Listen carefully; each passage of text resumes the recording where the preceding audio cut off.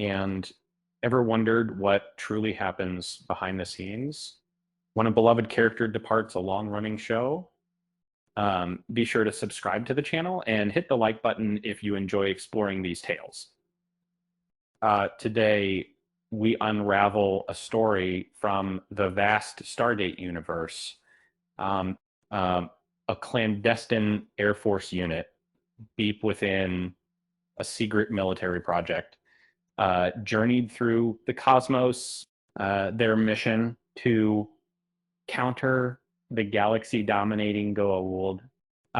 They forged alliances, acquired advanced technology, and studied diverse cultures. All of this unfolded through mysterious Stargates, their portal to new worlds.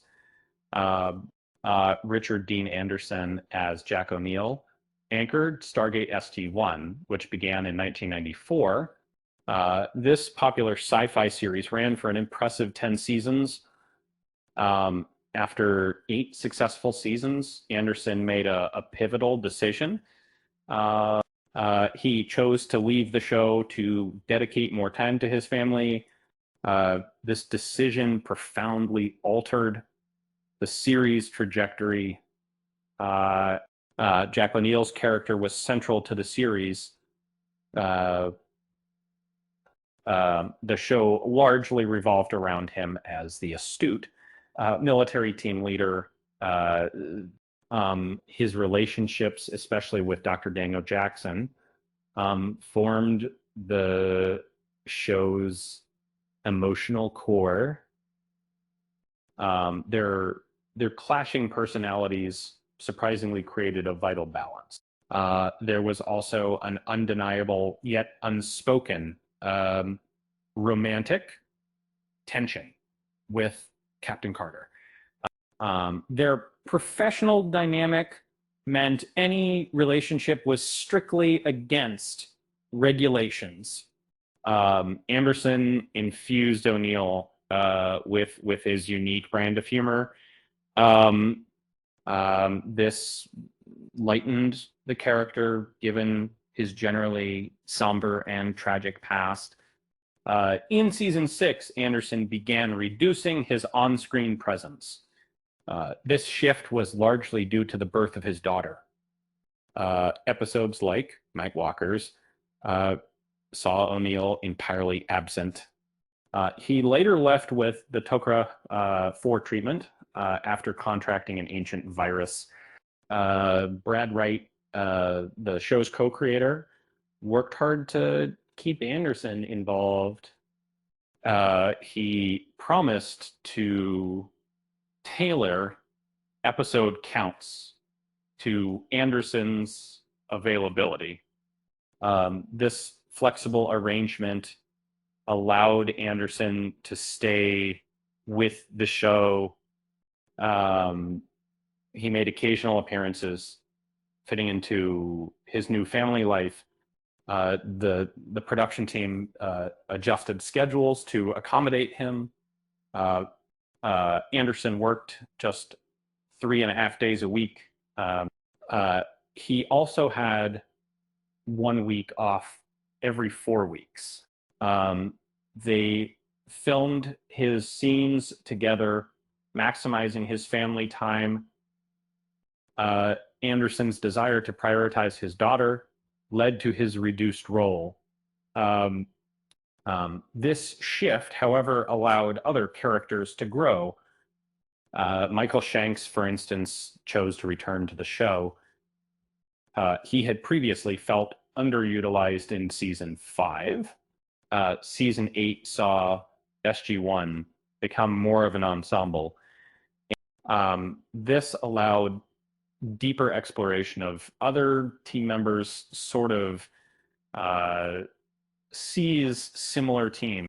Colonel O'Neill, now a general, commanded Stargate Command Captor. He took over from Dr. Weir, played by Tori Higginson. This promotion meant O'Neill's scenes were mostly at SGC. This reduced Anderson's need for frequent on-location shoots. In 2003, Anderson confirmed his decision. In an interview, he wanted to spend more time with his daughter, right? To explain his departure, General O'Neill received another promotion, but he became an advisor to the president in Washington, D.C. Instead of a complete exit, Anderson's O'Neill returned for the season 9 premiere. He passed leadership to Ben Browder's Colonel Mitchell. Mitchell, recovering from injuries, was appointed SG-1's head. General O'Neill granted him his desired post. The flagship team, and in classic O'Neill fashion, he forgot to mention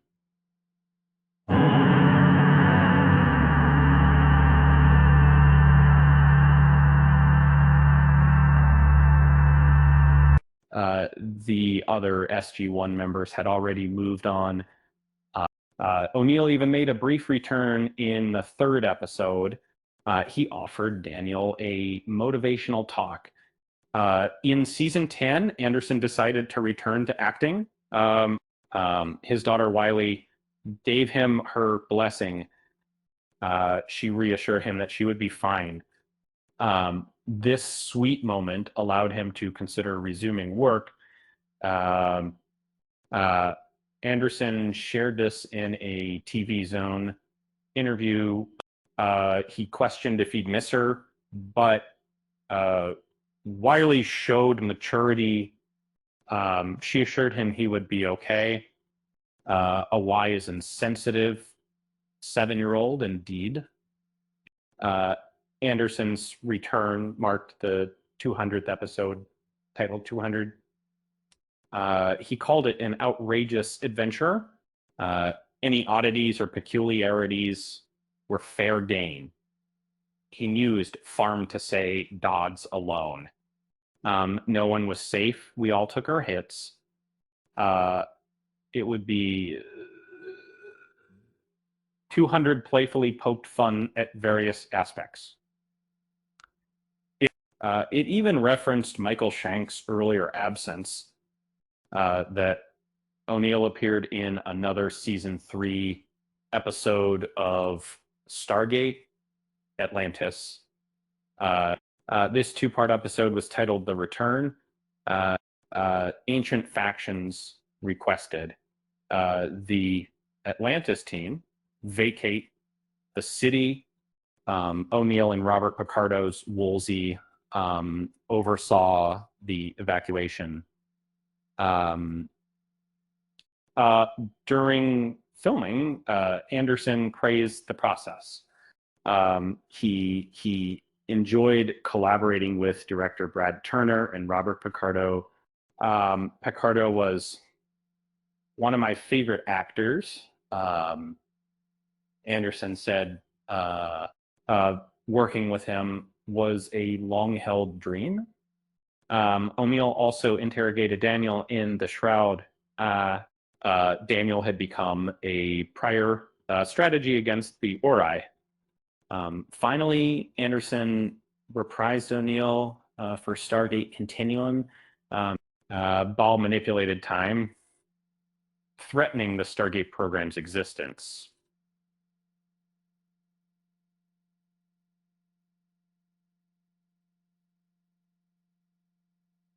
SG-1 had to fix the timeline. Their own existence was on the line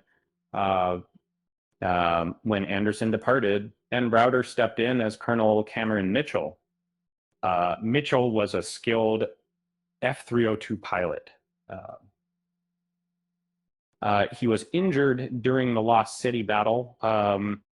Mitchell, a fan of SG-1, was thrilled to join. Browder's entrance was strategic. He appealed to fans as an enthusiastic SG-1 fanboy.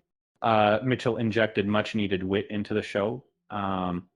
Anderson's character had played his humor down, and but this is just, it took me, it was very hour. And so the um, she was a former Goa'uld host and fief. Beau Bridges joined as General Landry. Um, he brought back the seriousness reminiscent of General Hammond's era, uh, despite these new characters. They couldn't make the Ori more compelling. The new villains felt somewhat flat. The Goa'uld and replicators were wrapped up in season 8, um, and Stargate needed a fresh antagonist. The Ori appeared in the season 9 premiere. SG-1 found an artifact linking to another cosmos. These beings revered, ascended beings. They mobilized forces to dominate the Milky Way. The Ori didn't captivate viewers like the Goa'uld. Their setup felt overly familiar. Their infrequent appearances didn't help. SG-1 mostly interacted with their priests. Many debated if the Ori were truly deceptive men. Later, Adria, played by Morena Baccarin, was introduced. She was the Ori's messiah, wielding their powers. For some, this came too late to save the Ark. Seasons 9 and 10 of Stargate SG-1 underwent many changes. It felt like a new series. It struggled to find its rhythm. Season 9 appeared somewhat directionless. Season 10 offered a more unified narrative, major institution, techniques to see the Ori became formidable adversaries. However, the story arc ended abruptly. The studio shifted focus to movie productions. Why did the Stargate team never try ordering pizza through the Stardate? Probably because they knew it would be cold by the time it arrived. And who wants a soggy slice of space pizza? With that said, thanks for watching.